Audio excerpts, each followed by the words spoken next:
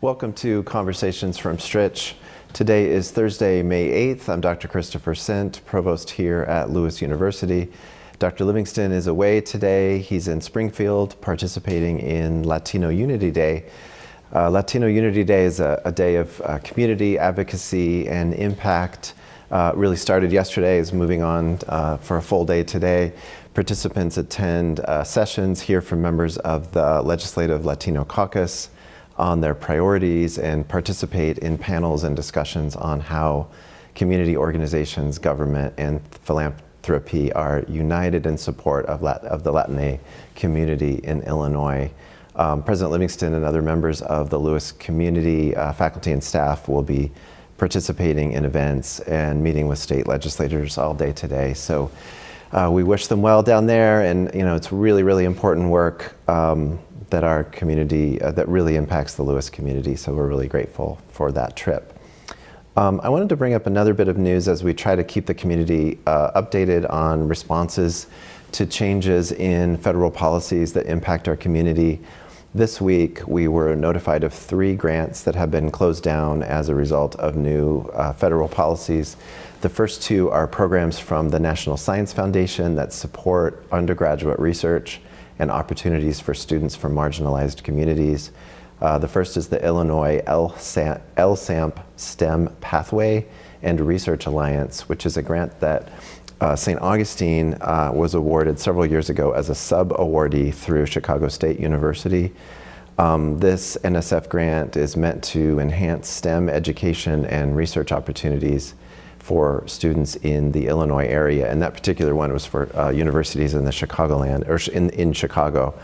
The second is the Puma STEM, which we also participated in as a sub-awardee with Elmhurst University as the lead university.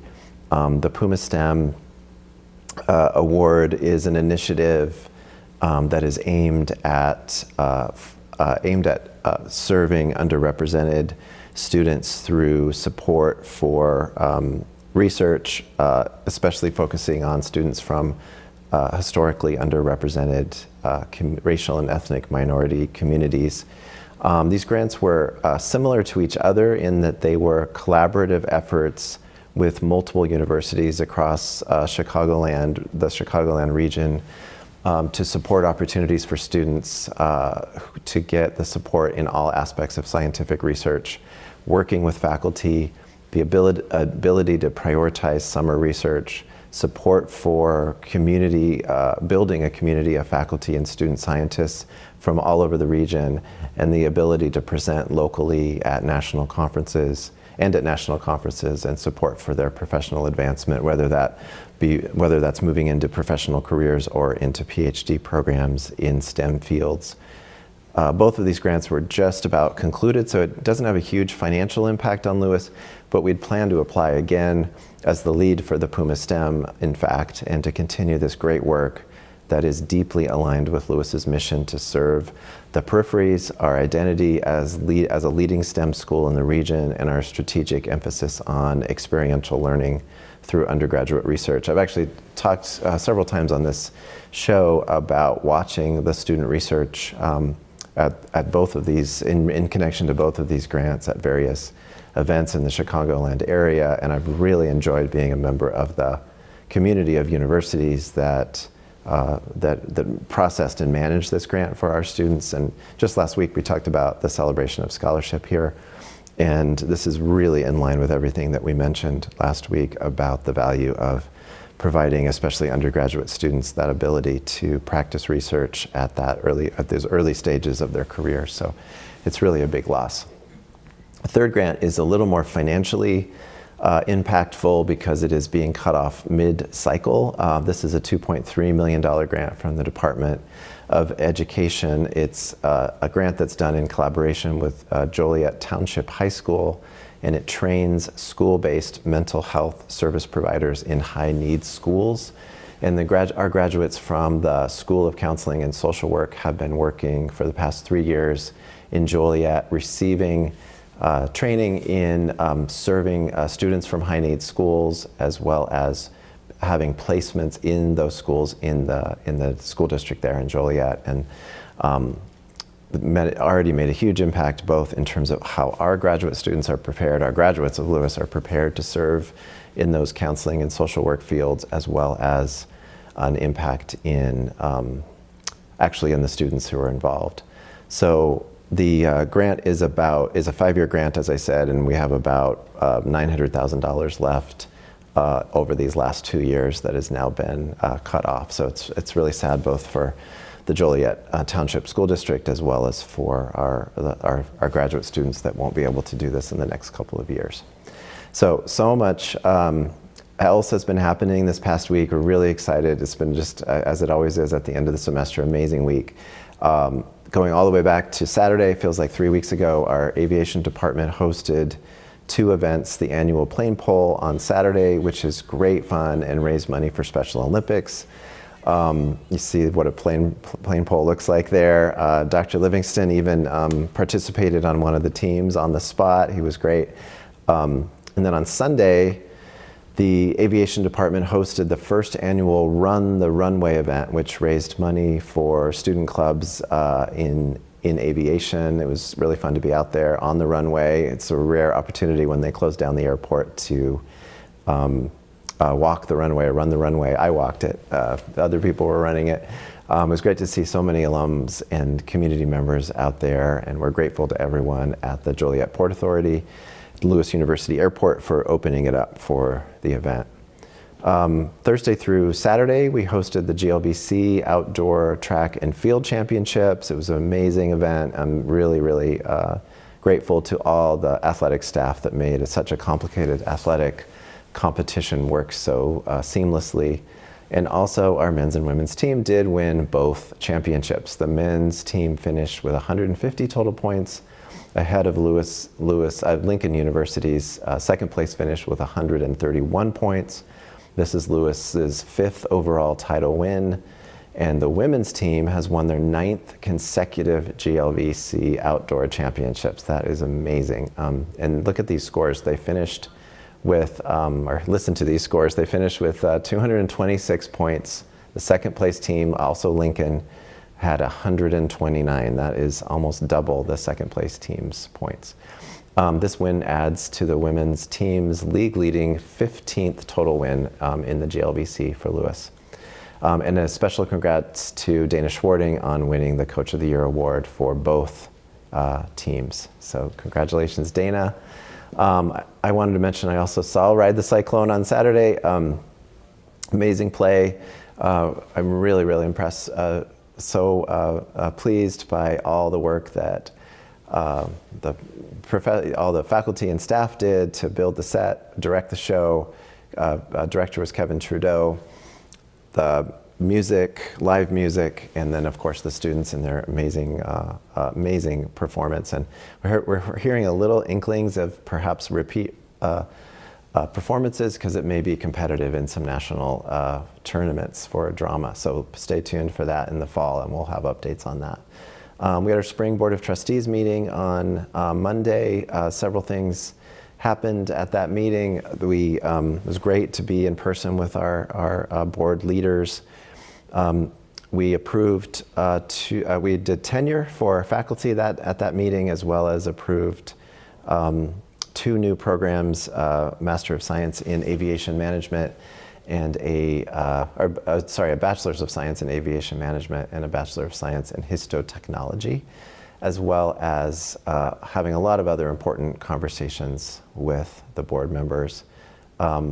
Tuesday, I was able to go to the psychology recognition ceremony, the induction to Psychi, which is the counseling or the psychology honor society, as well as the recognition ceremony for the College of Aviation Science and Technology. And then last night was the President's Faculty Recognition Ceremony, where we honored those faculty who had just received tenure, faculty who completed their first year at Lewis, and faculty who received promotions, and most importantly, emeriti status. It was really beautiful to celebrate our faculty who are retiring and leaving the Lewis community and being honored with emeriti status.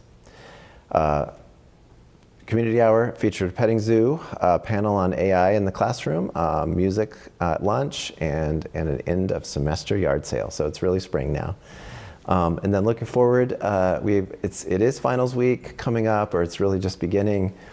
We have fewer events going on, but there are a few things still going on. Certainly today, the accounting banquet in the College of Business is tonight. Jet Fuel Review Movie Night, the Department of Education recognition ceremony, and the senior capstone exhibition for art at the Wadsworth Family Gallery. Tomorrow, BSU Field Day, as well as candle making in the Student Center, and Harmonic Uprising concert tomorrow afternoon at 5 o'clock.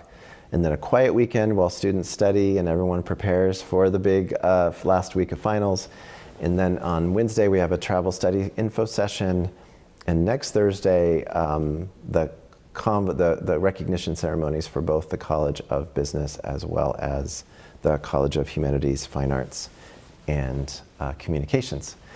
And that leads us all the way up to commencement, which is what this night is going to be about, or what this conversation is going to be about today. Before I do that, a couple of reminders that we have our athletics teams our seasons are winding down. Track and field athletes, some of them are competing in the last chance meets in Hillsdale, Michigan. Baseball will be at the GLVC, is competing right now, and I think competing right now as we speak at the GLVC tournament in Marion, Illinois. And men's golf, at least a couple golfers are competing in the NCAA D2 Central and Midwest Regionals. And softball, I think, has a game at 1:30 this afternoon in the NCAA Division II Midwest Regional. So congratulations to all those teams and their coaches. I want to be very clear that we're monitoring. The Pope is being identified at any minute now, so we may cut in with some news about naming that, but I just checked and I don't think we've heard yet. So we're going to get going here with our conversation. We are joined today by three people, really excited. Dr. Kurt Schackmuth, I'm going to introduce all three. Dr. Schackmuth serves as the Chief Mission Officer and Vice President for Student Life. He is in his 27th year at Lewis, currently responsible for campus-wide integration, animation, and advancement of the university's Lasallian Catholic mission and values. He also oversees various departments and programs that foster and promote student success, retention, and the undergraduate student experience. He is joined today by two students who will be honored during the commencement ceremonies. Oh, and I realized I don't have the biographies in front of me, but I have them on my phone. Nathaly Galvez is a senior finance major from Bridgeview, Illinois. She is currently an intern at Christian Brothers Services and an active member in the Women in Business Club. During her time at Lewis, she's been a peer mentor as well as a new flyer guide. And our second student guest, our May 2025 Lasallian Commencement Address speaker, is Jayme Momie. Jayme is a human resources management major from Rolling Fork, Mississippi. She's the vice president of the Black Student Union and president of the Society for Human Resource Management chapter here at Lewis. During her time here at Lewis, she served as a resident assistant and worked in our athletics department. And Jayme will be joining us on Zoom. Nathaly is here with Kurt and I, and welcome to all three of you. Thanks for having us. Thank you. So glad. Thank you so much. So glad. Great to be with you, Jayme, remotely, and the two of you here. And I think the first thing as we need to do is explain what is happening during commencement weekend. So yes, I'll let you take it away, Kurt. Okay, so our 116th commencement will take place on Friday, the 16th of May, and Saturday, the 17th. And over the course of these four ceremonies, over 2 days, approximately 1,500 students are going to graduate from Lewis. That is the largest graduating class ever for us, so it's a pretty significant moment. Friday usually always includes the undergraduate degree ceremonies, and so we'll have two of those, one at 3:30 and one at 7 o'clock. The Saturday ceremonies are for our graduate students, and so we'll have on Saturday a 9 a.m. ceremony and a 1 p.m. ceremony. So it's a really great way to create somewhat individualized ceremonies for different aspects of the university's college structures. And by doing that, we also are able to make sure that students have the maximum number of tickets for their guests, because obviously students, graduates want to have their family and friends be part of the ceremonies. That's wonderful. And did you mention Mass? Are we going to do Mass? Yes, of course. So there will be our commencement Mass on Friday at noon in St. Alberta Chapel. We've got great RSVP turnout so far, so we're expecting a pretty big crowd. Father Paul Novak, our chaplain, will serve as the celebrant for that Mass. And it's always a really nice celebration for families and graduates, especially our undergraduate community. Many of them stick around on campus after the Mass. They take photos at the encounter or other parts of the campus before they head over to the field house for the first ceremony at 3:30.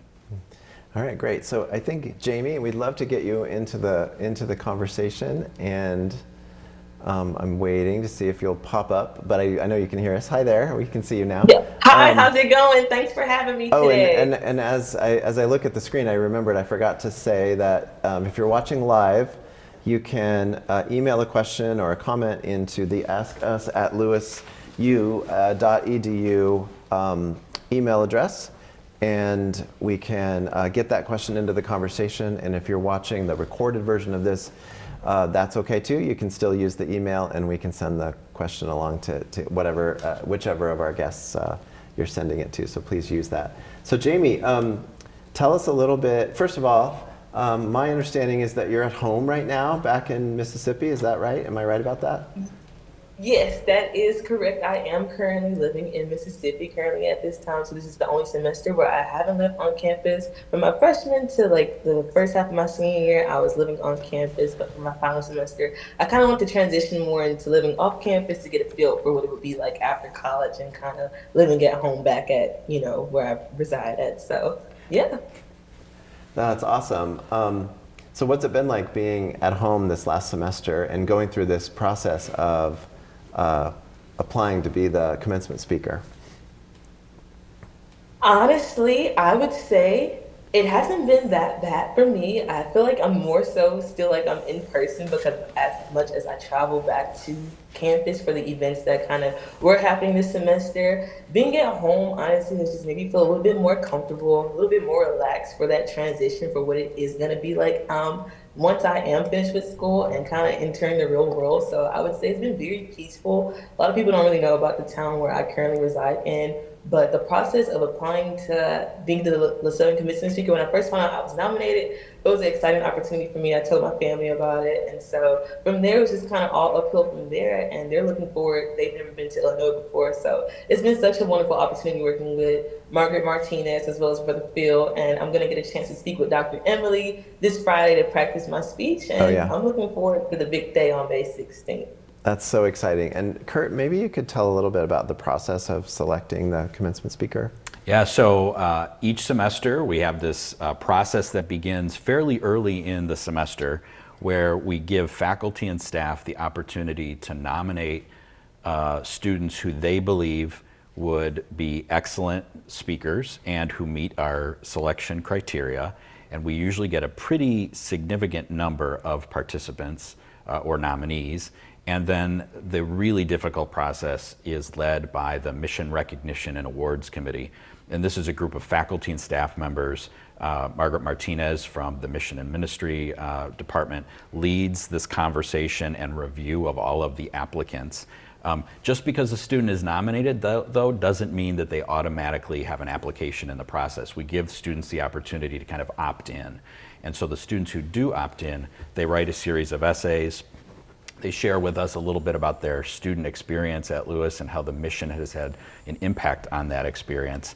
And then they're invited to come in for an interview with the committee. And that is a really, really wonderful experience, because that's where students can really talk about their experience at Lewis, where they can say, they can give us examples of what kinds of impact their education at Lewis has had on them as individuals. And then the really hard work takes place, and that's the process of making a decision. I really, really respect and appreciate the work that the Mission Recognition and Awards Committee does, because not only do they kind of process all of the applications and interview all the students, but they have to make really challenging decisions about who to move forward in the role. And that same committee also selects the Father Aquinas Award recipient. Oh, that's right. So Jayme, tell us a little bit about what it was like to go through that process, sitting with the committee and having those conversations and preparing yourself for the evaluation. Gotcha. As Dr. Kurt mentioned, it was a very, I would say exciting experience, but also nerve-wracking because, like I said, when I first got nominated, I was like, oh my gosh, they nominated me to be the Lasallian speaker for the ceremony. So I couldn't believe that it was real. So as I'm applying, I'm sending in my application. I'm like, okay, I probably won't hear anything back. And then Margaret Martinez, she followed up with me. She called me, and then they brought me in to do an interview. I had to do it via Zoom, kind of how I am with you guys today, virtually. As Dr. Kirk mentioned, there was a whole board of people. So as I'm on Zoom, I'm freaking out. I'm nervous. They're looking at me. I'm looking at them. They're asking me a series of questions kind of about pretty much what I wrote in my essays, and during my application process, I kind of got to further explain what it was actually like speaking to them actually instead of them looking at me on a paper. Like a resume or something like that. So it was nice to speak with the board about what my process and what my time was like at Lewis and all the different experiences that I went through. And then kind of just waiting after that was very anxious, nerve-wracking. I couldn't really consider the anticipation that it was actually waiting for. And so while I was actually visiting Lewis one weekend, I had a workshop. Margaret Martinez called me while I had just arrived, and she had notified me that I had been selected. And I was like, stop playing with me. You're joking. This is evil. Don't play with me like that. And Margaret Martinez was serious. And then there was the same weekend of the wood splitting event. So I was able to go to that, see Margaret Martinez in person and Nia. It was just wonderful. It was an awesome opportunity. I was very, very grateful to even be considered for such a prestigious honor like so. And so I'm just extremely grateful, nervous, but I'm also very looking forward to it. And so I would say from the time I applied to where I am now, actually being selected and giving the Lasallian speech, I am just excited and, like I said, grateful. It was a long process, but again, as I got to explain to them in person, the experience that I did have at Lewis, it was just kind of smooth sailing from there. I kind of got a little more confident within myself because I have been very active and involved on campus. So I felt pretty confident within myself. Yeah, I bet you did. That's great.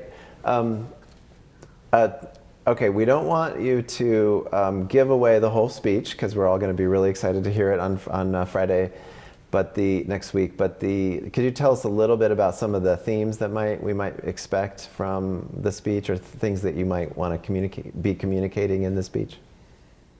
Of course. So again, I work with Brother Phil hand in hand, closely, directly. He's the one who really helped me draft my speech. We had a few different revised, edited versions that I sent over to him.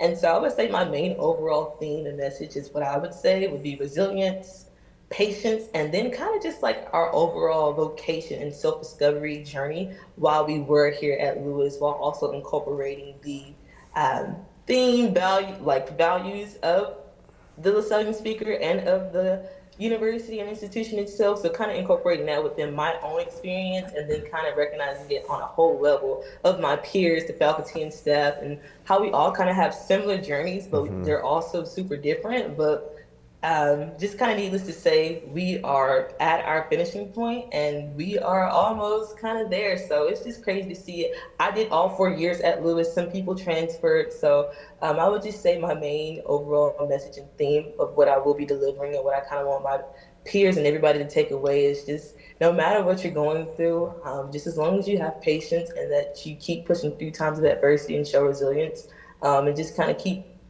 light on that end of the tunnel, just knowing even if it's a little spark, that everything will be okay, and just kind of keep navigating yourself through everything. So yeah, I don't want to give away too much, but that's I great. will say I'm excited. I love it. That sounds like a great message. We really appreciate it.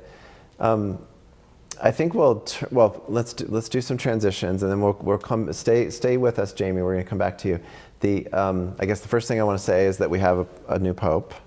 Yeah. And it is Robert Francis Prevost, who is an American, Chicago-born, and his papal name is going to be Pope Leo the 14th. Wow, Pretty amazing. 14 Leos. So there's the news. You heard it here first, or maybe third or fourth. If you're really focused in on the show, you haven't heard it anywhere else yet. So that's that news. And then we want to turn to Nathaly a little bit here, but maybe Kurt, you could explain the Father Aquinas Award. Sure. So the Father Aquinas Award is the oldest award that Lewis gives. It goes all the way back to the 1950s. And so it is named after a chaplain, Father Aquinas Colgan, who was based here on the campus starting in the early 1930s when we were still Lewis School of Aeronautics. And he was a chaplain in the U.S. Army. He was killed in the line of battle serving as a chaplain to the soldiers. And the award is focused on honoring a student who has experienced significant transformation during their time here at the university. Someone who may have been maybe shy or timid or was unsure of their abilities, but then once they came to the university as a student, they were a star that really shined brightly, and they made significant advances in their education, and someone who we're particularly proud to kind of put forth and honor at the ceremony. Yeah, it's a really beautiful award for Lewis to give. How does the group, the committee, figure that out? Like, it seems like so much of that is semi-private information sometimes, like how, it is, yes. And this is another example of where faculty and staff say, I know students who fit this criteria, and they let us know, and the selection committee spends a lot of time reviewing essays and application materials, and then they have these really great conversations with the students. And one of the things that I've always loved about being part of those interviews, and I'm not in them as much as I used to be, is that you really get to know our students. And the only regret I always have is sometimes I don't get to meet the nominees until they're ready to graduate, they're ready to leave our community. But they really have amazing success stories. And so we're really excited that we're able to honor Nathaly and her success story this year. Yeah, well, congratulations again, Nathaly. Tell us a little bit about your experience of going through that process of talking with the committee and presenting yourself. Yeah, so I actually received the email too. I think Jayme had mentioned it as well. And I think my first initial reaction was like, wow, I actually did get nominated. I wasn't expecting it either. And I was super grateful to have even been nominated. So regardless if I got the award or not, it was something that I was really grateful and blessed about. And I submitted my application, did my essay, and I actually got the call to come in for the interview in Guatemala. So I was actually out of the country when I got the call from Margaret, and we were kind of going back and forth because the service over there isn't too well. So I got called for the interview, and after that, I went into the room, and it was a little nerve-wracking. I haven't been in a room with so many people before. There were so many members, and I think I just shared openly about my experience at Lewis, and it was really nice to just talk about my essay and just explain what I had gone through. Nice.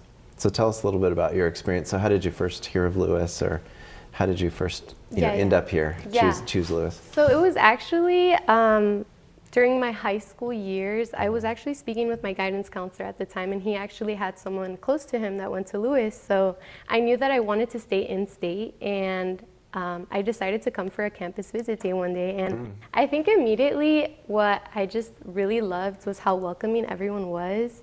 I started speaking with some of the student leaders that were participating during that week of campus visit day, and what they all really had to say was that they really enjoyed the small class sizes, and something that I really wanted in a college was not to just be a number, someone that your professors really get to know. And I can really attest to that here, that professors really want to get to know you and care about your success here. So I really enjoyed hearing about that, and also the amount of student clubs and organizations that Lewis has. So tell me a little bit about your first year or two here, or your 4 year. This is 4 years. Yes, this is my 4th year. So what were those first couple years like, and how did you get involved, and what were some of the challenges that you had to overcome? So When I first came to Lewis, I came as a first generation student, so I feel like that in itself did bring a little bit of nerves. I mean, I feel like many can relate that you kind of learn how to navigate things on your own, and I think those feelings were a bit scary, and I was someone who liked to map out things perfectly. Like I really had a plan, and I was actually a biology major, so very different from what I'm studying now. And it was actually during my second year where I just started questioning, is this for me? I don't know if this is right anymore. And I just started having doubts. And so I think having those types of feelings really shook my confidence a bit because like I said, I just really wanted to see through what my first major was. But I kind of look back at it and just see that as like a moment of growth because after that I started opening up to my mentors, to some of my advisors. I started joining clubs, and I think that really kind of made me more resilient, made me such a stronger student, and also just a person overall. So I kind of like to look at that and say, well, it's best to kind of I'm grateful to not have just stick to my plan and actually open myself up to other opportunities at Lewis. So. In terms of the major part of it, do you feel like, I'm just trying to think of how this can become advice for other students, you know? Yeah. And I don't want to put words in your mouth, but do you feel like it's more, you've been more successful in your major because you just found something that you loved? Yes, Okay. yes. Yeah. I definitely think that, well, I want to say that I think most students probably change their majors twice, or I don't even know how many times. I think about 60%. I have a chart that I look at every day. So I think it's just, I mean, if you're not happy in something that you're in, I think the best thing to do is really find a community, find someone that you can talk to, and talk to other students as well. Just involve yourself with the community, and I think that sometimes not sticking by your plan or sticking by your major can lead to something even better. Yeah. And I think a lot of students, we've talked about it on the show a lot, and I have a daughter who's about to go to college, and it's really overwhelming. You know, we have 90 majors at Lewis for undergrads, and how, you know, many of them when you're in high school, you don't even know what they are, and so you're really discovering what the options are after you start in a lot of ways. Yeah, and so it's great. You did a great job, great thing to find what you loved, You know, we always talk about how college is the place where you make these big decisions, where you can experiment, where you can explore, you can make mistakes, and so, you know, that's what this time period is for. So the fact that, you know, you said, you know what, this doesn't feel right. I think I need to recalibrate. I need to get some advice from some friends and family and colleagues. Right. That's a really smart thing on your part, and I think that's a piece of advice that other students could benefit from, which is, it's okay to change majors. It's okay to redirect and to think about new opportunities. Yeah. Yeah. And can I ask if a couple of those clubs, like what clubs did you join, and over time, like what did you really sink in with you? So my second year, I actually had the privilege of becoming a peer mentor for first generation students. So I actually started off during my first year being a mentee. So I kind of liked having both perspectives. I mean, my mentor was super, super nice. She shared so much valuable advice to me, and I think I just learned as much as I could and try to give back to other first generation students. I mean, share my experience, and I think my biggest thing in being a mentor is if I could help someone go or get through the struggles that I went through, like I want to make it easier for them, and so I think that was just like my biggest thing when doing that mentorship. Yeah. And since we're talking about that, I was going to ask you, like sometimes people watch this show who are prospective students or thinking about coming to Lewis. Do you have any advice for first generation students? Yeah. Who haven't gone to college yet? Right. Like, I think my biggest thing would be to not be afraid to ask for help. I mean, there's so many resources on campus that are willing to just help you out. And I think just trusting the process and also not comparing your journey to anyone else's. I mean, everyone's is so different. What one person is doing is not going to be the same as what others or someone else is doing. I think I struggled a lot with that as a first generation student. I saw some of my friends that were actually like so happy in their major and you know, now they're graduating with that major, and it kind of just sometimes made me feel a little bit sad. And but no, I think the best thing to do is just follow what makes you happy and find a really supportive community. So yeah. That's great. Jayme, I want to ask you some of those same questions. Like, could you tell us a little bit about how you ended up choosing Lewis? Okay, for me, my story was completely different. I graduated a year early from high school, and it was kind of like the pandemic. So I really didn't know what I wanted to do, but I knew I had a love and a passion for helping people, as well as I love aviation. And so, doing some research, I found out that Lewis had a really, really wonderful aviation program. I didn't get a chance to like tour in person or anything like that, but I knew when I was like applying and I was writing like my statement about myself.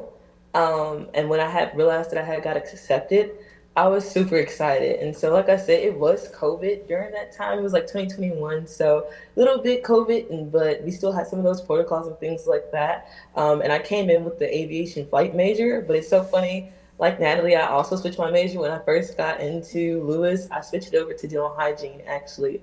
And it wasn't until I took my seminar course with Dr. Tony Fitzpatrick where I realized I'm like, I don't like science that much.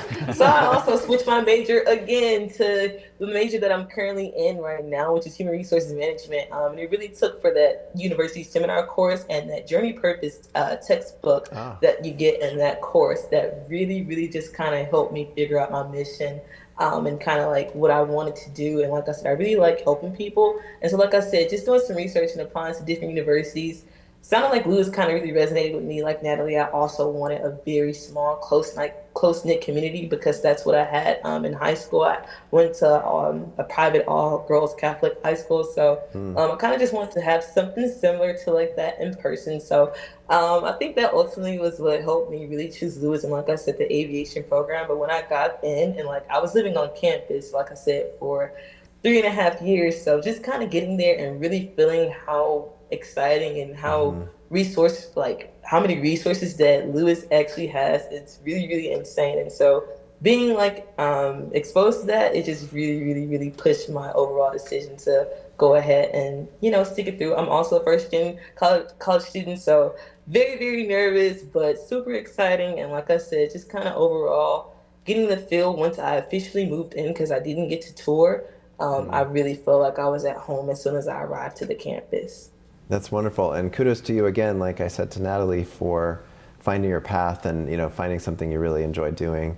Could you talk a little bit about some of the clubs or other like extracurricular stuff that you really enjoyed at Lewis? Of course. So actually, it's so funny. Like you mentioned, I did work with the athletics event staff department. So I had applied to that position in the summer before I had even got to Lewis. But I had interviewed with people like Capel and things like that. And so just kind of having the job before I got to campus was kind of super exciting and nerve-wracking to me. But I knew I would be in a position where I could interact with the community and get to know my student body and people who I would be around. So working with athletics and living in the building, which is Shield Hall, where I don't want to just put the stereotype out there, but a lot of athletes reside in that building because it's right across from the rec center. So it makes sense. Just kind of living with them, working with them, it really allowed me to have a good experience while I was at Lewis. So I was involved with the athletics event staff program up until like I moved off campus. And so that really helped me out and really helped me navigate. I would also say being a part of programs such as the Black Student Union Organization also really helped me navigate through my time. Just being around people who looked like me was really, really nice. It made me feel a lot more comfortable as well. Just kind of having an open space to kind of express myself. We're a community that just wants everybody to feel safe was really, really good.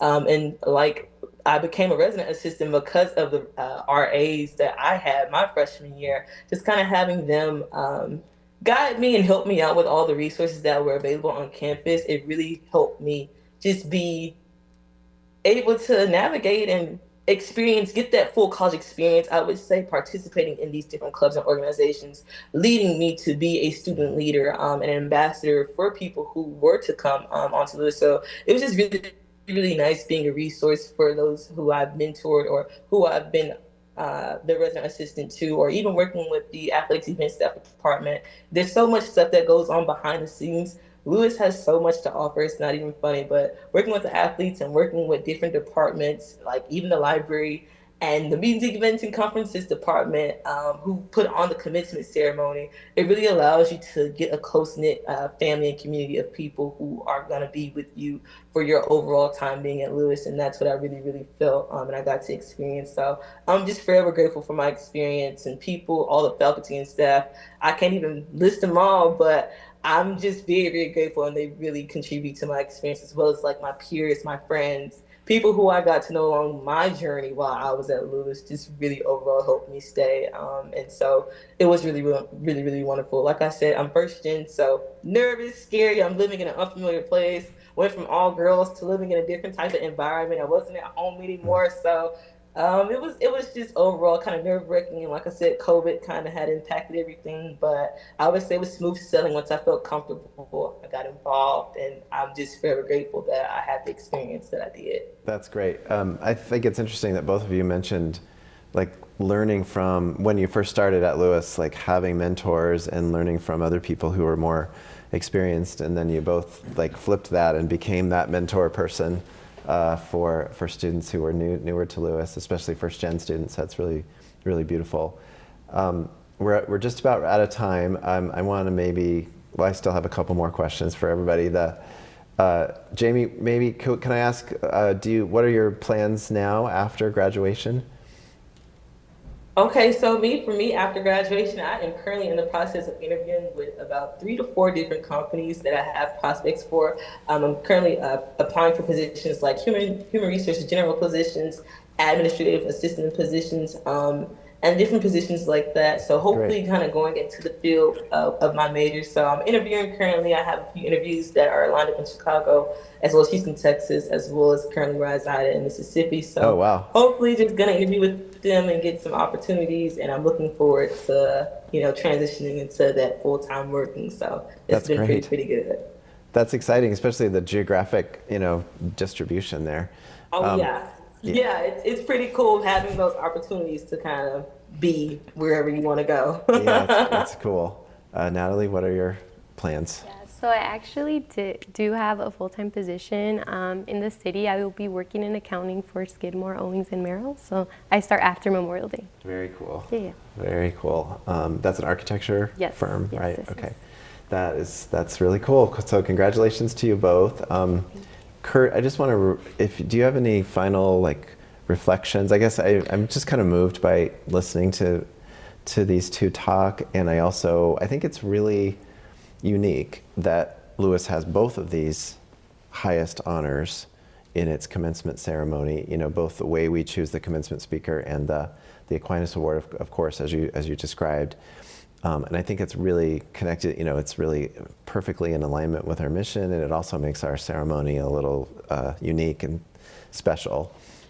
Yeah, we talk about Lasallian mission as being transformational and having a significant impact on our students. And I think Jayme and Nathaly are really good examples of the way that our Lasallian identity has a transformative effect on students. And we know that transformation doesn't happen by accident. It's something that's very intentional, and people at Lewis help to make that transformation possible in our students. And I think both of these two women have talked about the examples of people here at Lewis who have impacted their experience.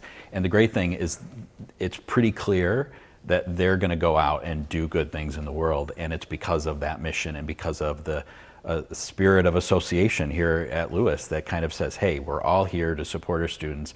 And these are just two of those students. There are 1,498 more that are graduating and who also have really, I hope, great success stories and are going to go out and make the world a better place. And we're really grateful to be able to spotlight two of those students during commencement. Yeah, by the way, Nathaly and Jayme, you talked about the positive influence you had on many students on campus. Also, I sometimes talk to people who are on this committee with Margaret, and they are it's like the funnest job you could possibly have, to volunteer for, because you get to meet not only the two of you, but all of the other finalists. And they always, no matter how many times you do it, you're just blown away by how great our students are and how transformative their lives are. And so you've made an impact on all those people as well. over time, and that is a really great thing. So thank you both, Jayme and Nathaly. Thank you, Dr. Schackmuth. This is our last show for the semester. We may be back a couple of times over the summer with some updates about things that are going on in the campus, if we can get people together behind the wall here to help us out. But in the meantime, I'd really like to thank everyone behind the scenes, our students who really run the show, make it work. Professor Kilpatrick, Professor Carey, Ray Kennelly, Jill Canaday, everybody who is making this show really be what it is. And so we're really grateful. Sorry we missed you, President Livingston, here on our last show of the 5th season, as we like to call it. You're all amazing and generous and so fun to work with. To everyone, enjoy the end of the year festivities. Have a really great summer. My very best to you and your families.